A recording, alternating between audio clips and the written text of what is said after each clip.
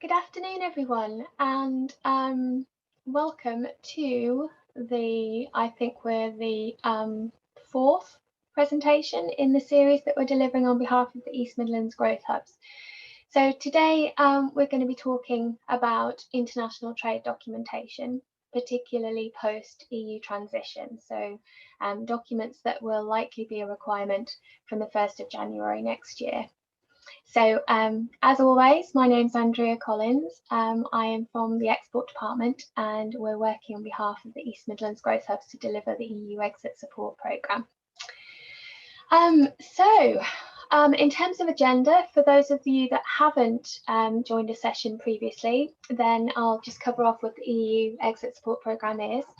We're going to talk about where to go for clarification on the kind of documentation that you may need to accompany your goods, either on import or export.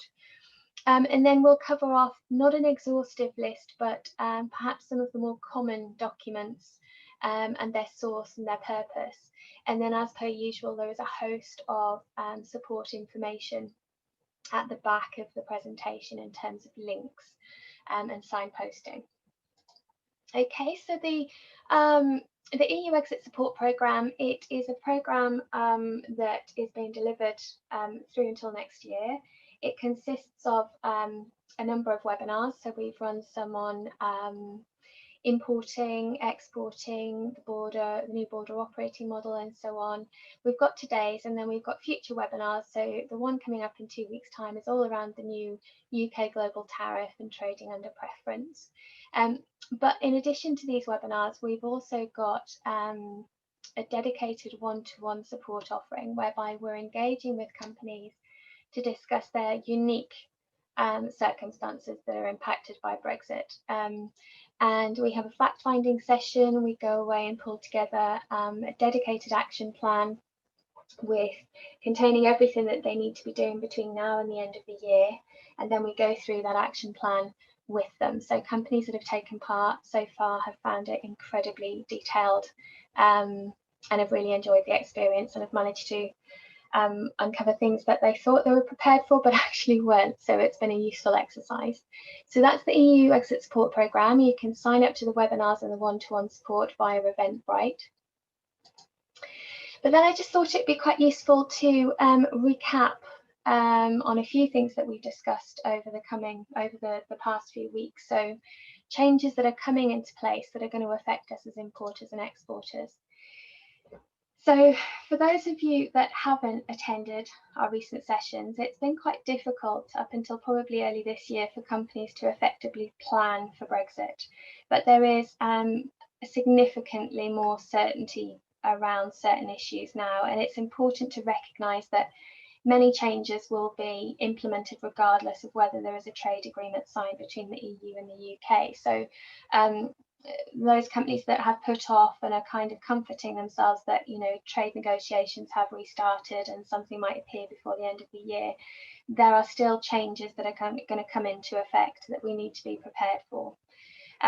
So some of the things that we've mentioned in the past that can impact importers, well, we now have a new border operating model, so we understand the nature of checks and controls that are going to be implemented at UK borders on goods coming in from the EU and indeed the rest of the world.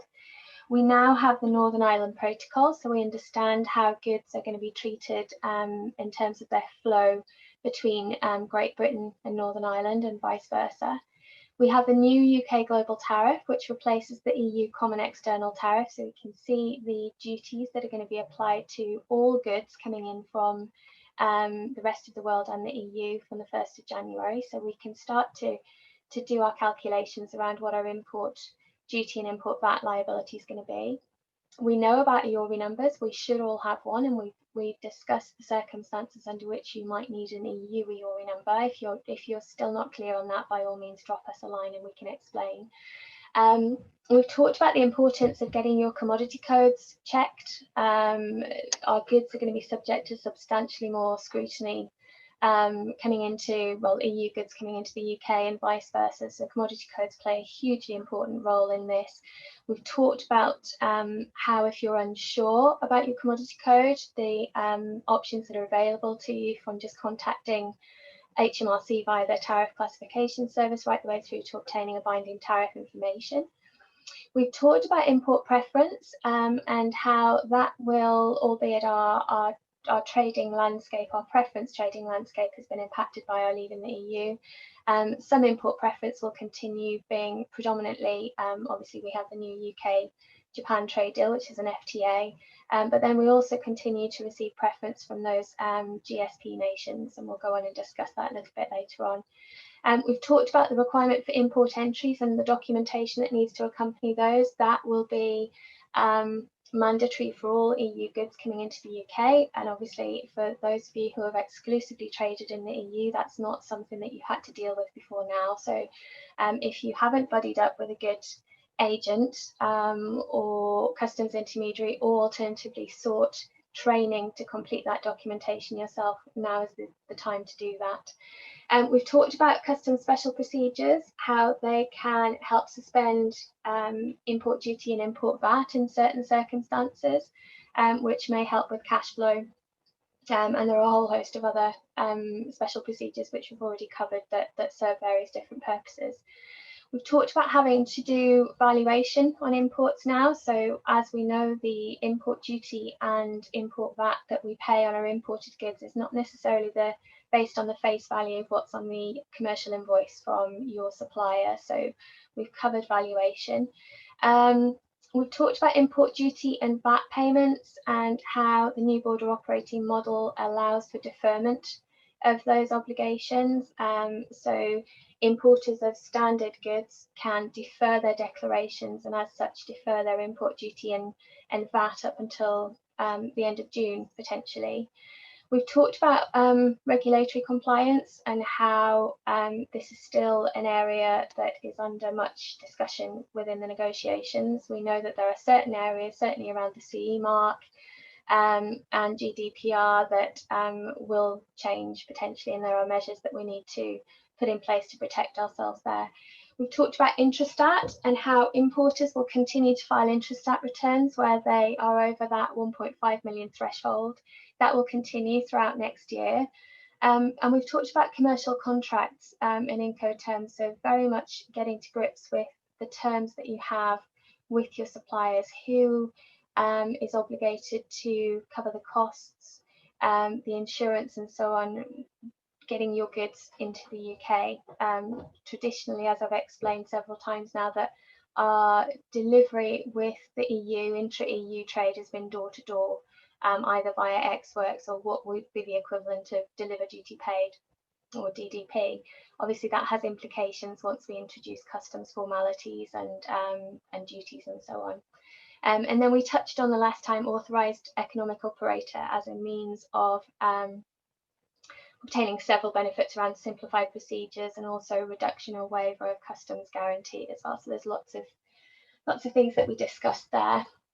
And in terms of considerations for exporters as well. So again, we've got the new border operating model, which unfortunately doesn't allow a phasing in of obligations for exporters.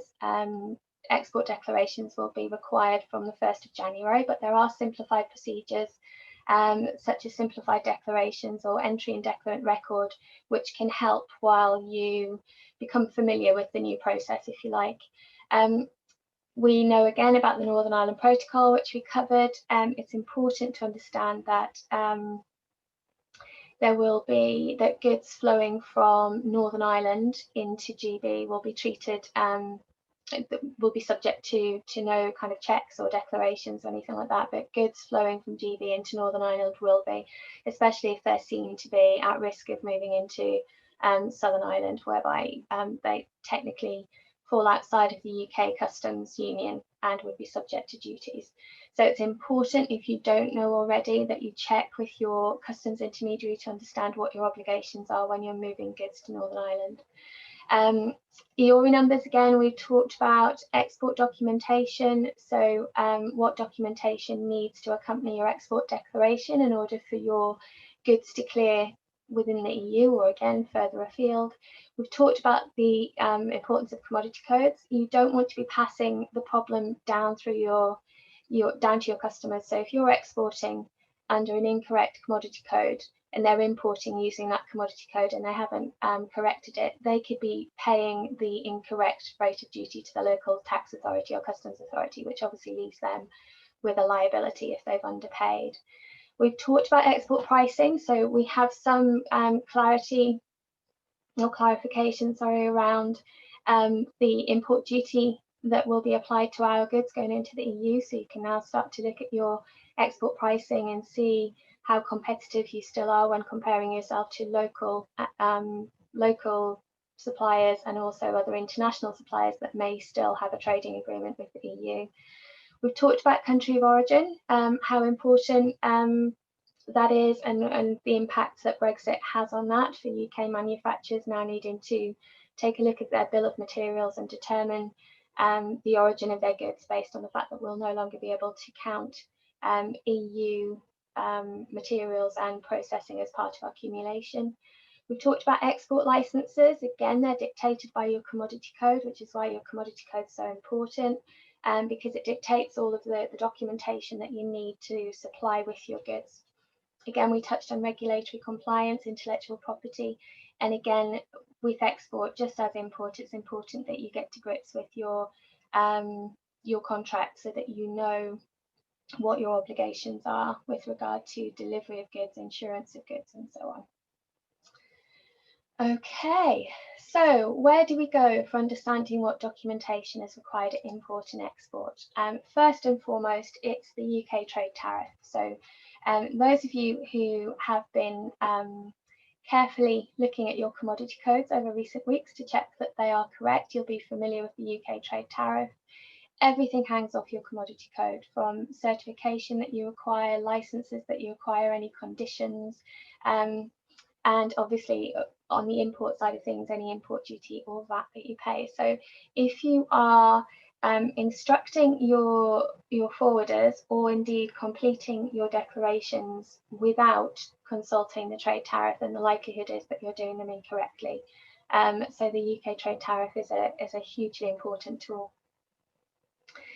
So that will tell us what documentation is required for goods coming into the UK, so for importing purposes. But there's two other really good tools for exporters. So in terms of determining what documentation needs to accompany our goods on exports to the EU. So we can consult the EU Market Access Database, and effectively, because we're still part of the EU, we can't search as the UK at the moment. So you have the option of searching as a third country. So I would say China, for example, because that doesn't have a trade agreement with the EU. And then insert your commodity code. And what comes up is the third country duty and whether there's any VAT applicable in the EU. So that kind of like covers off the duty side of things. But another really good system is gov.uk's check how to export your goods. So that now has details for France and the other member states. So you can say, for example, put France as your country of export and your commodity code, and it will come up with all of the different documentation that you require in order to have your goods cleared on import. So it's an incredibly useful database, and actually clients that we're dealing with currently, when we've gone through this exercise, they've been amazed by the amount of stuff that they're going to have to provide to clear their goods within the EU. So it's really, really important that you're looking at this now. In terms of duty, why I'm asking you to consult both databases is duty within this database is just limited to VAT at the moment. So those third country duty rates haven't been included, or at least they hadn't when I last checked. Okay, but toggling between those two systems, we can gain certainly the kind of clarity that we need to know what we need to do to clear our goods when they move into the EU at the beginning of the year.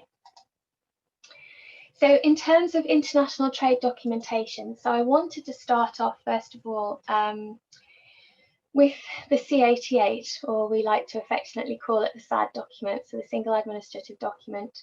It's used for both import and export declarations. Its underlying system is CHIEF, so that's that's HMRC's current system. So it stands for Customs Handling of Import and Export Freight. the paper copy looks more complicated than it is. Typically, you'd have this completed by the freight forwarder, or you as the trader would complete it, but you'd use software that interfaces with Chief and kind of intelligently guides you through the process of completing the declaration. But I thought it was good to take a look at it because it helps you to understand what you need to give to the forwarder in terms of instructions. We'll talk a little bit about instructing the forwarder later with export, cargo, shipping instructions. But this is the C88 as it stands at the moment. There's some 67 boxes to import. As we should all know by now, imports are far more complex than exports. And there's 45 boxes for exports. It's standard across the EU. And I should mention as well that Chief, as you may or may not be aware, is being replaced by a system called CDS. The transition should be seamless to you as users of your kind of commercial software, but there are some cool changes in terms of how the data is partitioned within the system. So in Chief, we refer to these boxes as boxes, so boxes of information. Within CDS, they'll be referred to as data elements. So CDS kind of strips or partitions more of the data. So in terms of data entry, there won't be anything more to put in, but it's just where you put it in may change. But this is the C88, and I thought it'd be quite useful to break it down a little bit. Even if you're not completing the customs declarations yourself, you're going to be instructing freight forwarders to do it. So it's important to know what information they need. So at the very header level, so this pertains to the entire declaration. Within a declaration, you can have anything up to 99 different items, if you like, but there's the core header declaration. So here we've got the kind of declaration it would be, whether it's an import or an export, whether it's a full or a simplified declaration. We'd have the details of the importer, the exporter, the agent acting on their behalf, the number of items. Items are split by, and I don't want to go into too much technical detail, but items are split by commodity code, customs procedure code, or country of origin. So if you've got 1,000 widgets, for example, and they're all of the same commodity code, you'd have one item. However, if you had 1,000 widgets and they're from 2 different countries of origin, then you'd have 2 items. We're also capturing the number of packages and obviously where the goods are coming from and where they're going to, and also the origin of the goods if they're all of one origin in terms of that full declaration. But then moving through, the next section is really around the transport and delivery. So we're capturing the mode of transport, so be it sea, air, road, rail, etc. The identity and nationality of transport. So if it's air freight, it might be the flight number, the date of the flight, and then say if it's British Airways, it would be GB, for example, or if it was sea freight, it might be the name of the vessel and then the nationality of the vessel. We're capturing the invoice amount and we're capturing the location of the goods at the time of declaration processing, which will always be GB when the declaration is processed, be it an import or an export. So that would be GB and then the 3rd letter acronym for the port or airport where the goods are at the time of processing. So DOV for Dover, FXT for Felixstowe, and so on. And then the next section down is really where we talk about the goods themselves. So we're talking about the packaging of the goods, any kind of free text description that allows those that are handling the goods, clearing the goods to easily identify them would be on this section of the C88. We're capturing the commodity code as per the trade tariff. So again, an incredibly important piece of information.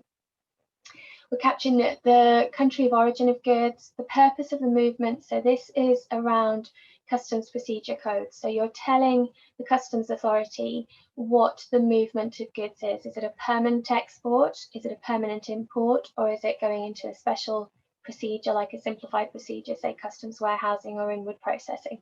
So you're telling the customs authority the purpose for the movement of goods. We're capturing the weight and other measurements if applicable. So some goods, say for example sandals or shoes, have a supplementary measurement. So you would give their weight, you would give their measurement in weight. but also in pairs, for example. And again, the commodity code will tell you whether your goods have a supplementary unit attached to them. You're also capturing quota. So if you're importing goods that are subject to a quota, then this is where you put the quota reference. Quota is a little bit like personal allowance on a self-assessment. It's whereby you can import a certain amount of goods at a reduced or zero rate of duty until that quota has been exhausted, at which point the kind of import duty flips back up to what is typically a much higher tariff. Quota is on a first come first serve basis.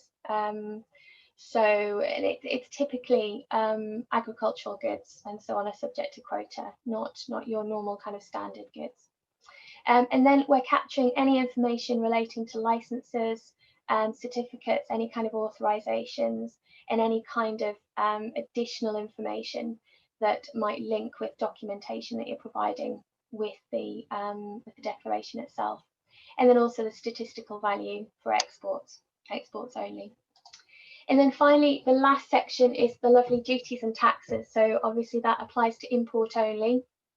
And you're able to calculate the type of duty, if you like. So you might have import duty, import VAT, but then you might have excise duty or anti-dumping duty or so on. But they're all kind of given in line items. And then it's also capturing the method of payment. So as you know, any of you out there importing, you've got several different ways of settling up with HMRC. You can pay in cash to release your goods. There's a flexible accounting system, but there's also the notion of duty deferment accounts, which become probably more important as of the 1st of January. And as per the latest updates to the new border operating model, in the past, companies have been put off from applying for a duty deferment account on the basis that they need a comprehensive customs guarantee from their bank, which can be difficult to obtain, especially in today's climate where lenders are that little bit more risk averse.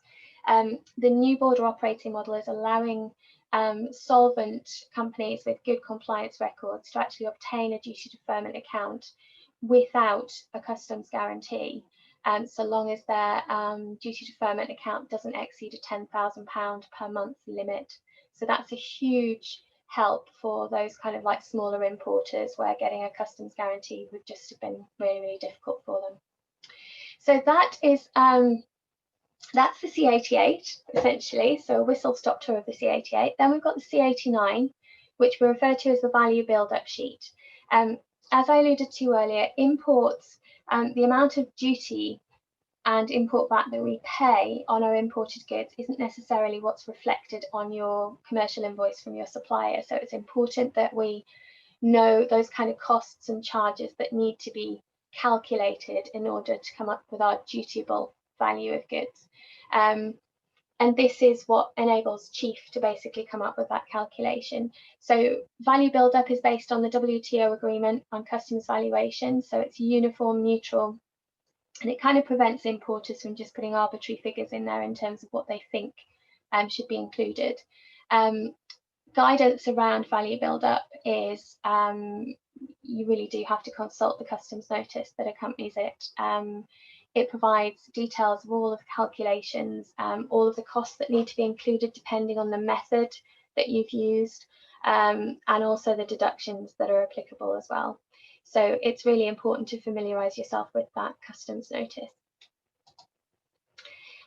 Contracts and Incoterms, so we've kind of talked about this. In terms of moving forward and the kind of documentation that we need to have in place, we may not have been express in our contracts with our EU neighbours about who's responsible for what.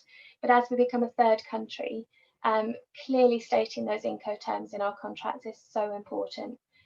We've discussed in previous sessions, you know, if we continue supplying our goods after the 1st of January under DDP, that exposes us to interfacing with local customs, which require an EU EORI number. It also means that we have to pay the local import duty and import VAT also, which has in some cases the requirement for, well, absolutely for registering for local VAT but also some countries are insisting that UK companies have a fiscal representative in order to do that. So DDP is very burdensome for a smaller company. So these Incoterms that we refer to are really so important, and that they're clearly stated in our contracts moving forward. And they're universally understood. It's difficult, they remove the kind of ambiguity. They clearly state where the goods will be delivered, who arranges transport, who handles transport and pays for insurance, who handles customs procedures, and who pays any duty and taxes. So they're globally understood, they're universally understood, and they need to be in our contracts. So moving on to invoices. So invoices, it's kind of an umbrella term to encompass, I suppose, commercial invoices, pro forma invoices, and freight invoices. So your freight invoice is obviously the bill from your carrier telling you how much you owe and for what. Your pro forma and commercial invoices are then either your invoices from your suppliers if you're importing, or your invoices from your customers to your customers when you're exporting. So they indicate the buyer and the seller of goods, the description of the items value, and the terms or proposed terms of sale. Now, a pro forma invoice, as many of you will know, is a bit like a quote in an invoice format, and it can be requested by your customer in advance of the shipment for a whole variety of reasons. They could be applying for an import license, or a contract for pre-shipment inspection, or maybe an open letter of credit. There could be a whole reason why they'd ask for a pro forma invoice, and it would contain, at the very least, the sender's name and address and contact details, the receiver's name and address, the date of invoice, the sender's VAT number if applicable, country of origin where each item is manufactured, the commodity code of the goods, full description of each item, the quantity of each item of the goods supplied, total weight and net weight of items, currency of the goods, total value of all goods covered by the invoice, and then importantly, going back to the previous slide, Incoterms. Then as the exporter, you'd make a declaration, so stating that the information is true to the best of your knowledge, and then you'd sign and date that. Now, a commercial invoice is what actually accompanies the goods and contains the actual details of the shipment. So that might be slightly different to your pro forma invoice that you've issued, because there might have been inventory or manufacturing issues that have led to a shortfall in products to ship. So the commercial invoice would include similar details to the pro forma, but it would have things like date and number of pro forma invoice to link it, but it would have the actual quantity of each item of goods supplied, the actual total weight and net weight of items, the actual total value of the goods covered by the invoice, and then it would obviously have the method of payment and the actual means and cost of transport and route. It's important to note, and it's sometimes where exporters fall down a little bit, that even free of charge goods have to have a commercial invoice because they need a realistic value for insurance purposes. So you shouldn't be putting zero. So when we're sending replacements, for example, we still need to add a customs value, or a value for customs, but then reference the original invoice so that your customer isn't paying duty again, if you like. Okay, so invoices are part of the documentation that accompanies the goods. Then we have packing list, which I'm sure you're all familiar with. This is a really, really detailed document. It states all of the product and packaging details contained in each shipment. As the exporter, you have to create a compliant packing list document that can be used by all parties throughout the supply chain. So anybody moving, handling, or receiving your goods needs to be able to interpret your packing list accurately. They're required for all sea freight and air freight shipments. So the kind of essential detail that you'd expect to see in a packing list would be the shipper and consignee name, address, contact details, measurements and total net weight and gross weight of cargo, method of dispatch and the type of shipment, the vessel and voyage details, the port of loading, port of discharge, detailed list of how the goods are packaged. That's really important, and the number of packages, the type package, and whether they're boxes, cartons, vials, etc. Any relevant shipping marks or seal numbers, an authorised signatory company, an authorised signatory or signature, and any other important information or special instructions relating to the loading and packaging of those goods contained in the shipment. We need to be very clear as to what is in each shipment. So I would suggest that you send a copy of the packing list to your customer via email, as well as actually a copy with the individual pallets and boxes. They're so important. It's such an important document that actually, like, they're kind of like the commercial invoice without the figures. So removing kind of using the same template document and renaming the document and removing the figures makes those documents really consistent. So that's a good best practice. Also, it might sound obvious, but it's essential to number the parcels if you're sending more than one, and importantly, to kind of define what's in each to make sure that if something does get lost, you know exactly what's got lost. So we had a customer recently who said they were sending packages to a particular client who from time to time said that one had gone missing. And surprisingly enough, it was always the most expensive shipment, which they then replaced free of charge. They couldn't determine which package it was that had definitely gone missing because they weren't numbering the packages, so they had no kind of like audit in that respect. They do number the packages now, so it should alleviate the problem, but you should be numbering the packages where you're sending more than one. Okay, certificate of inspection. So anyone not familiar with pre-shipment inspections, they are they're physical inspections of goods carried out in the country of export before the goods are shipped. So they serve to establish the exact nature of the goods. Then the inspection company scrutinises the invoice and other documents, and then makes an accurate valuation, checks the customs tariff code are assigned correctly, and so on, and then can calculate the correct amount of duties and taxes payable in the local market by the importer. So these are quite often requirements stipulated in a letter of credit arrangement or other documentary requirements. Inspections are carried out by third-party companies, so you might be familiar with Bureau Veritas or SGS or Intertek. They carry out those work and they issue the certificate to the importer that then substantiates the payment of full duty by the importer prior to the clearing of goods. Now, some companies require pre-shipment inspection certificates for shipments of used merchandise. Some countries are replacing the requirement for pre-shipment inspections by conformity assessments. So that's certainly the case in Saudi Arabia, where they've introduced a conformity assessment program that replaces the requirement for pre-shipment inspections, and it covers all goods that are imported into Saudi.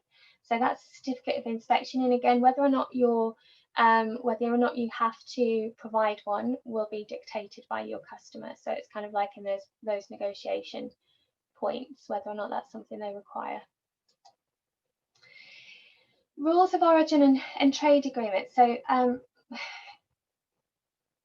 talking about origin, it's often linked to preferential trade. And we're going to go on and talk about certificates of origin and preferential documents in a second. So I thought it was important to bring this database to light. Where we've had arrangements with other countries for reduced or zero rates of duties on imported goods, we've been able to consult this really good database that was brought out in 2018. As I discussed before, we've technically been unable to negotiate new trade deals until the transition period, and then even then those agreements can't come into effect until the 1st of January. Now, the latest figures show that the government's agreed 22 rollover deals or continuity agreements that cover some 50+ countries and approximately 10% of our global trade. In addition to that, the UK-Japan FTA is obviously a welcome development.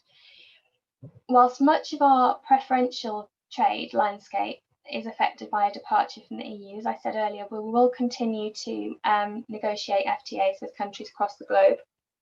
And also, the preference we receive of goods imported from GSP nations, so those GSP, GSP Plus and EBA nations, will continue, as that's a WTO initiative, not an EU initiative. So this database that I'm suggesting you take a look at now was developed by the World Customs Organization and International Trade Centre, and it's a good source on all things rules of origin. So where there's various bilateral trade agreements that exist between nations, and it includes the origin protocols that are included in each of those agreements that help exporters determine whether their goods meet the thresholds for country of origin status, and their customers can then claim those preferential rates of duty. So whilst as of the 1st of January, there isn't going to be a whole host of information in there that pertains to us moving forward as our trading landscape develops, our free trading landscape develops, then this is a really good source of data. It's a really user-friendly system to use. And it is a nice alternative to actually traipsing through individual trade agreements to find the origin protocol chapters and so on. And it's updated frequently. So I just wanted to reference that before we move on to talking about country of origin and preference. So talking about preferential origin. So preferential documents certify that goods are subject to reduced tariffs or exemptions when they're exported to countries extending those privileges. So preferential documents are issued for destination countries where an FTA is in place. Obviously, we talked in previous sessions about the free trading landscape that we've had access to as part of the EU. So for each one of those EU ex-country agreements, there will be origin protocols in there. And providing that goods meet those origin protocol requirements, then they can be subject to preferential trade. So as I say, when a deal's in place and those products meet the criteria of either being wholly obtained or sufficiently transformed, then a preference certificate can be provided at the border in order for the importer to claim a reduced or zero rate of duty under the preference agreement in place. So there are a number of options available here, if you like. Traders can obtain a certificate or a movement certificate from an authority, which would be your chambers here in the UK, to issue a preference certificate for their goods. So the ones that you'll be familiar with that we come across all the time would be GSP Certificate of Origin Form A. So that's for those goods coming from those GSP nations. That's actually been phased out quite rapidly by the REX system, as we call it, the Registered Exporter System, which is kind of a self-certification system for those countries. So there's no need to supply a movement certificate. But we'll all be familiar with the EUR1 certificate, the Euromed certificate for those Euromed agreements, so covering those nations such as Algeria, Israel, Jordan, Morocco, and then the ATR movement certificate, which is specific to Turkey. The thing to mention here is that Brexit does have an impact. So in terms of our preference certificates that we use currently, the EUR1 and the ATR certificates will no longer be valid for preference on exports leaving the UK. So both forms will be replaced by a UK version, and they'll only be issued for preferential exports to countries where the UK holds a preferential or a free trade agreement. So your local customs are the best source of advice on that. In addition to movement certificates, exporters have a number of options available to them as well. So technically not having to obtain a movement certificate. So where they have consignments of less than 6,000 euros, exporters can make their own origin declaration, if you like. So they can add a statement to their invoice that states that the goods are of a certain origin, and then they have to sign that invoice declaration by hand. So that's any exporter can make that declaration, providing the goods are of no more than 6,000 euros in value. Another option is regular exporters can apply to make declarations with no value limit. So where their consignments are over that £6,000, they can apply to make those declarations, those origin declarations. But they have to apply to become an approved exporter, which is a kind of simplified procedure for export. But that would allow them to make those declarations for goods above those £6,000 value. And then finally, exporters can also apply for a binding origin information, or a BOI, and that's a legally binding document from customs that clarifies the origin of goods. It's valid for 3 years from date of issue, and it's recognised across the EU, so it can result in time and money saving for regular traders. So there's a number of options there. So there's basically the movement certificate, but then there's also a declarations route as well. So moving on to certificates of origin, and they're often, we refer to those as non-preferential trade. So proving origin can still be a requirement even when there's not a fiscal benefit, even when there's no benefit of reduced or zero rate duty. And we call this proving non-preferential origin. And there are, I suppose, several reasons why countries we're exporting to might request it. Principally because they want to know the origin of the goods, but why do they want to know? So there can be political reasons. So an example would be if you're shipping goods to America, for example, and the goods are coming from Iran or Cuba or China, then there might be political conflicts, so they'd want to know where those goods were coming from. But there can also be policy reasons. So a country may be trying to reduce imports of goods they already manufacture themselves. There was also a case a while back of China importing silk to India and effectively dumping cheap goods. So a country might want to introduce quotas or hike up duty, or perhaps impose anti-dumping duty to make those imported goods more expensive than domestic goods. On the flip side of that, where a country needs to import more than one good that it produces domestically, so it might be in short supply, it might want to lower rates of import duty to attract goods from overseas markets. So it's really important that they know the country of origin for that. Financial, it might be proof of origin might be required for a letter of credit or a guarantee of some sort. And then there's actually right the way down to perception. So how the country of destination perceives certain goods. So for example, for Russians, the country of origin is almost more important than the brand name as an indicator of quality. So goods produced in Malaysia, Hong Kong, or Thailand are still perceived as suspect in Russia. Another one might be, Australians might like French perfume, but not French cameras or even French wine, because Australia produces its own wine. So there can be, country of destination perceptions of the goods as well. So there's lots of different reasons why you might have to provide country of origin proof, if you like, even where there's not a preferential trade agreement in place. In terms of the documentation itself, so non-preferential documents certify that the goods are subject to no preferential treatment. And the main types are main types of certificate of origin would be the type that a Chamber of Commerce can issue. They're normally referred to as normal COs. So you might be familiar with the CE certificate of origin and also the Arab British certificate of origin. That's a special document called for by the countries that are members of the Arab League. So as an exporter, you should always check with your customers exactly what types of trade documentation they require. Similar to the preferential documents we mentioned before, Brexit has an impact on EC certificates of origin, so they'll no longer be valid for UK exports at the end of the year, and they'll be replaced by a new UK version. So again, your local chambers are the best source of information on that.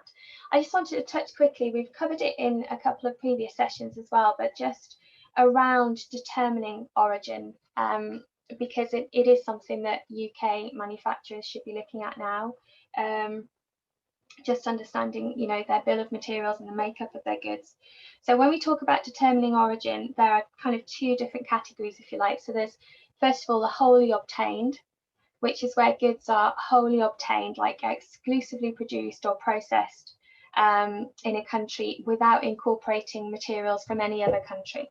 So examples there would be vegetables that originate in a country if they were harvested there, animals originate in a country if they were born and raised there, minerals originate in a country if they were extracted there. So that's wholly obtained. That's very simple. That's the easy one. However, with regard to sufficiently transformed, today's global marketplace obviously are manufactured goods they can have components that originate from across the globe. So there are 4 tests that a product must meet in order to qualify for origin under the substantial transformation rules. And this is, you can obtain all this data in the WTO rules of origin, and I've given you the link for there. But basically, you need to be, as a manufacturer of goods, when you're incorporating components that, let's say, aren't wholly obtained, you need to be able to demonstrate that the manufactured product has undergone a fundamental change. So it's changed in form, appearance, nature, or character, and that the change that has been undertaken, it has added significant value to the simple sum of its components or raw materials, which obviously, as we said, could be some originating in the country claiming origin, but some could be outside of that country, so they'd be non-originating. And then typically, the newly produced product, if you like, has to be an entirely new article with a different name and a new classification or commodity code. So there's 4 different tests that a product has to meet in order to be deemed sufficiently transformed, and therefore can claim that it's, of that country, if you like. As we discussed in previous sessions, origin becomes more complex for our manufacturers come the turn of the year, because we cease being able to include those EU originating materials and processing in our accumulation.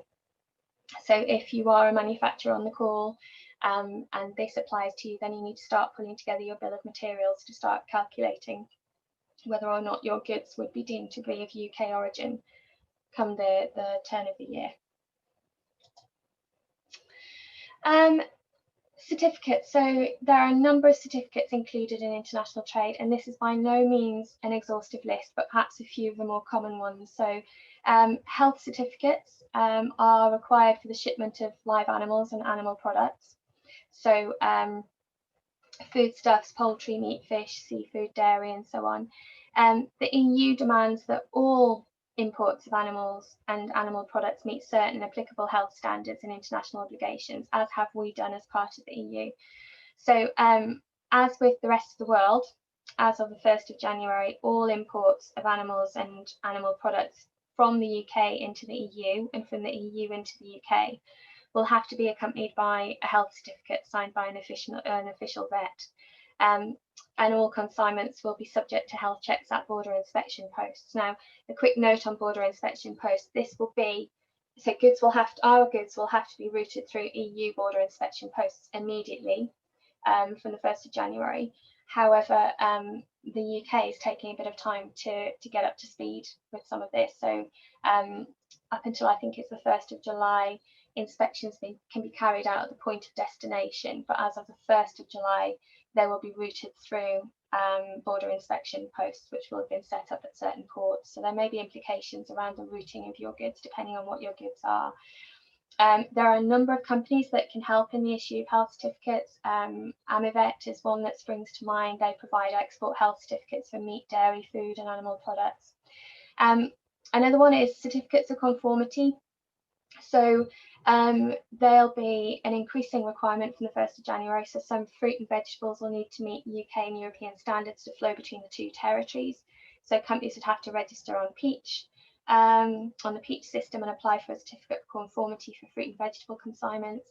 We've also got certificates of free sale. So when exporting to third countries, companies are often asked to provide a certificate of free sale as part of their export dossier. So the certificate's like an attestation or a confirmation that the goods made by the UK or the EU nominated responsible person, as we refer to them, pose no risk to health when released into free circulation, and they comply with the relevant regulations. So, for example, the EU cosmetic products regulation is one that I'm coming across a lot at the moment. In terms of bodies and sources of these, so DEFRA issue CFSs for goods that come into contact with animals, so vet medicines, for example. The Department of Health issues CFS for medicines. The Health and Safety Executive issues CFS of biocides, and there's a whole host. So you can see the different bodies that come into play in terms of our trade. Certificates of analysis. This is a document confirming that goods have undergone a specified testing and obtained the right results. So the requirement for this would really be notified to you by your customer. So this is why it's important to have these discussions right at the beginning to understand what documentation they know their local customs need to clear the goods. It might be a requirement just from the customer, it might be a requirement under a letter of credit terms, or it could actually be a local government requirement. So it depends on the nation that you're exporting to. It's most commonly used for goods like food products, wine and spirits, and testing can typically be conducted at your premises or at the location where the goods are being loaded for transport, so there's flexibility there. Phytosanitary certificates, if you export plants and plant products, so including fruit and vegetables and wood products, if you export these to the EU, you have to make sure that your goods comply with EU legislation on plant health. So certain commodities aren't allowed to be imported into the EU at all because they've got a number of what they refer to as listed organisms, or we'd refer to them as pests. Plants and plant products that are permitted entry have to be accompanied by a plant health certificate. So phytosanitary requirements apply to the wood used in package, or the kind of packaging for food and non-food products. So even if your primary object, your primary product is, you know, not of wood origin, if you like, you have to take into account the phytosanitary requirements if you use wood materials to package and ship your goods. Obviously, this doesn't account or doesn't apply to processed plant products such as furniture or wood artifacts or so on. They don't fall within the scope of those requirements. And then finally, catch certificates. So this is a new one. For the 1st January, any UK company that's exporting fish to the EU, or fisheries is a big thing with the whole negotiations at the minute, but where we're exporting fish to the EU, you'll need to obtain a validated catch certificate. A separate certificate is required for each consignment, and it has to be issued to the importer in advance of the shipment so they can give it to their local customs authorities. There are set time frames depending on the mode of transport being used, so it's important to become aware of those. So for sea freight, you've got to produce that certificate 72 hours before landing. Air and rail is 4 hours before arriving, and road is 2 hours before arriving. So it's important to understand those time thresholds as well. Marching on, I'm just conscious of time. So controlled goods, they have a documentary requirement. There are really 3 types of control on goods. We've got the notion of bans, where no import or exports allowed. We've got the issue of quotas, where the volume of imported goods is restricted, as I alluded to earlier. But then we've got surveillance, where the import and the exported goods is monitored, and we do that via licenses. So some goods will require licenses to confirm that the legality of their movement. So licenses are currently a requirement for the shipment of all military or dual use goods. And there are several reasons why we control the export of goods, if you like, and it depends on the nature and the destination of the proposed export. So, you know, we might have concerns about internal repression, or a region's instability, or perhaps other human rights violations. We might have concerns about the development of weapons of mass destruction, and a whole host of other things. And really, whether or not an export license is required will be determined by 4 factors. And we look at kind of the nature of the goods due to be exported, the destination concerned, the ultimate end use of the goods, and the licensability of the trade activities. So as I mentioned earlier, military goods will always need a license. So any goods with a tariff heading of 93, arms and ammunition, parts and accessories thereof, will always require a license. But then some dual use goods require a license too. So when we're talking about dual use goods, we're talking about software, technology, documents and diagrams that have both a civil and a military application. So they can range from raw materials to components and complete systems, but they can be used in the production of military goods. There are some changes relating to the validity and issue of dual-use goods licenses in relation to Brexit, and as an exporter, you need to be aware of that. So in terms of whether a license is required, in the past, we haven't had to issue dual-use licenses for goods going from the UK into the EU, but that will be a requirement will have to issue a dual use license for any goods going into the EU. And there is a question around the validity. So the official statement is that as of the withdrawal date, import-export licenses issued by the United Kingdom as an EU member state on the basis of union law are no longer valid for shipments to the EU 27 from third countries or vice versa. So I'm not an expert in controlled goods by any stretch of the imagination. So if you think you fit into this category, then I would suggest you refer to the Export Control Joint Unit, or the ECJU, for further clarification there. In terms of transport documents, so again, not an exhaustive list, but some of the most common. So the export cargo shipping instructions. So you remember when we looked at the C88 earlier, I was talking about correctly instructing your freight forwarders.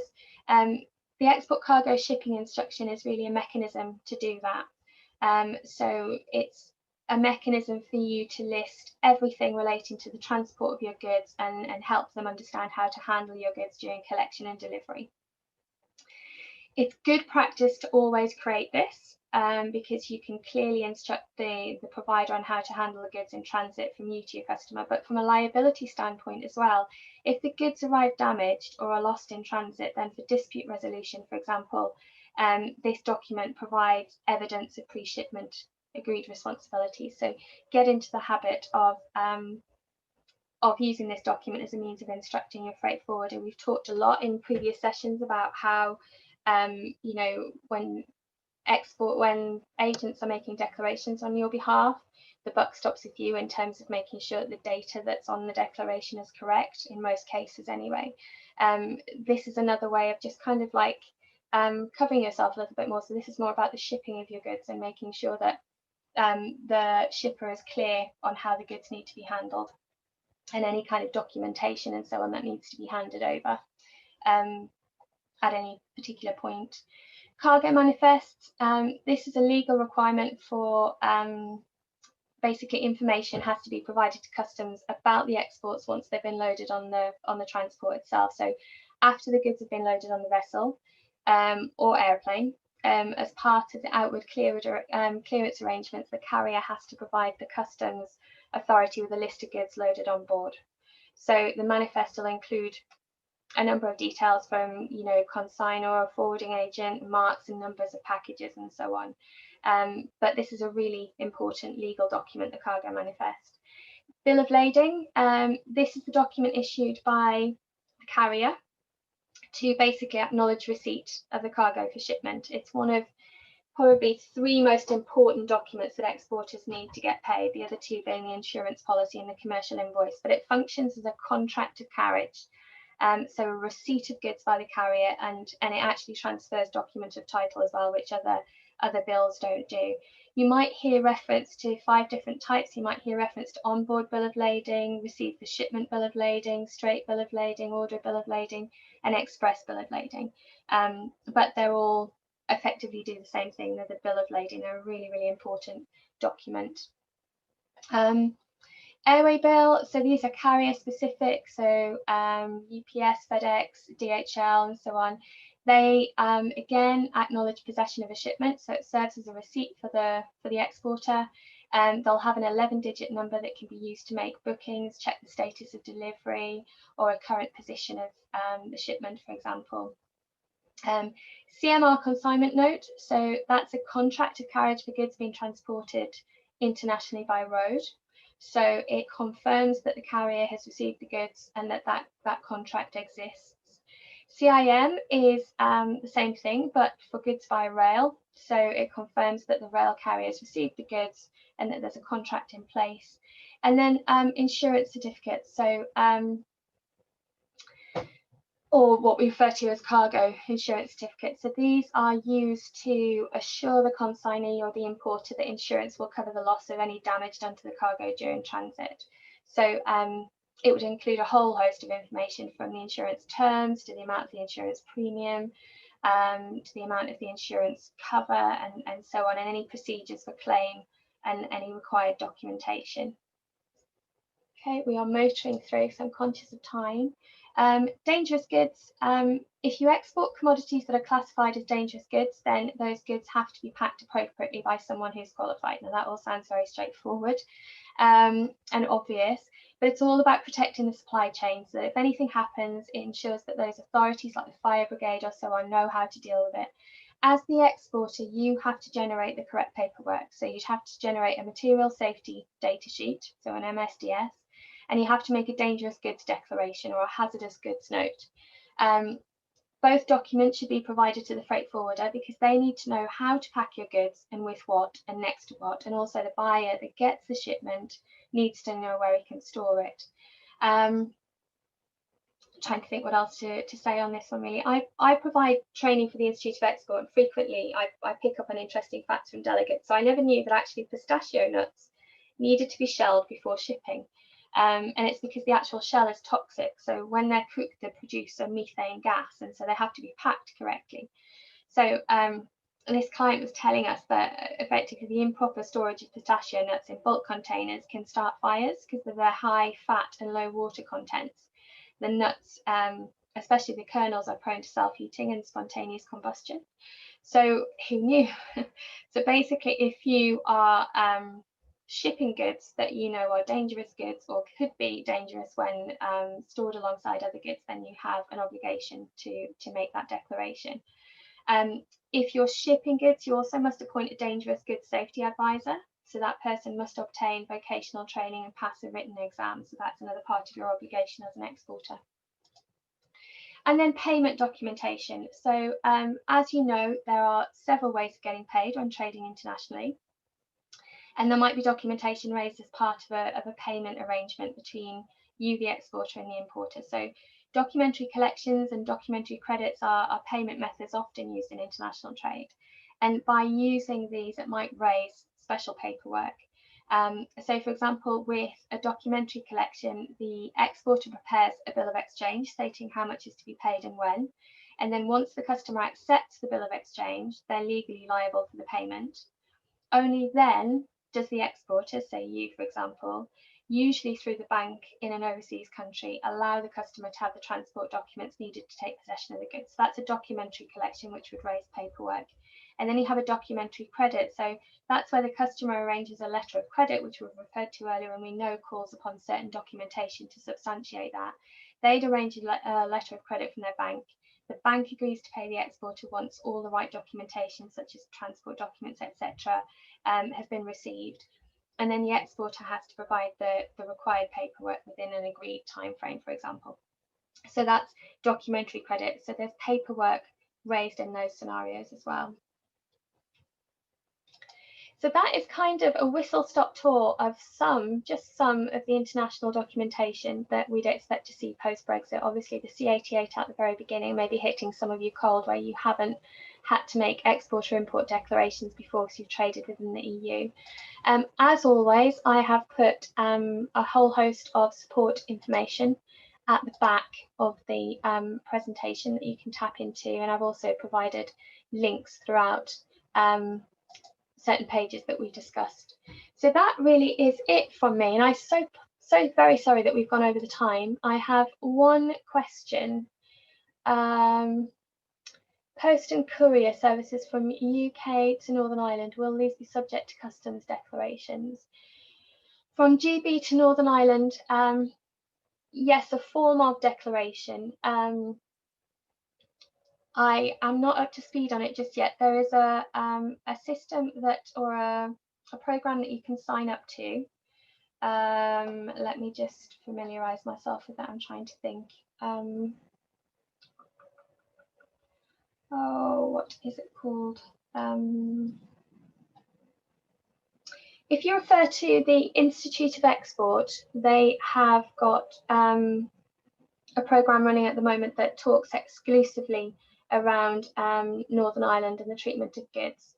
And they have trader support service. That's what it is. It's a trader support service. If you go to the Institute of Export, sign up to their trader support service, that has a host of webinars and so on that are underway and coming up that will help answer that question and more for those kind of consignments between GB and Northern Ireland. sorry, it's been a very long day. I couldn't quite think of Trader Support Service, but that's what it is. So go to the Institute of Export. On the form with the header at the beginning, you said there was a commodity code data entry box, but our goods are sent in packs with quite a few codes. Do we need a separate form for each product? So you can have up to 99 entries on a single declaration.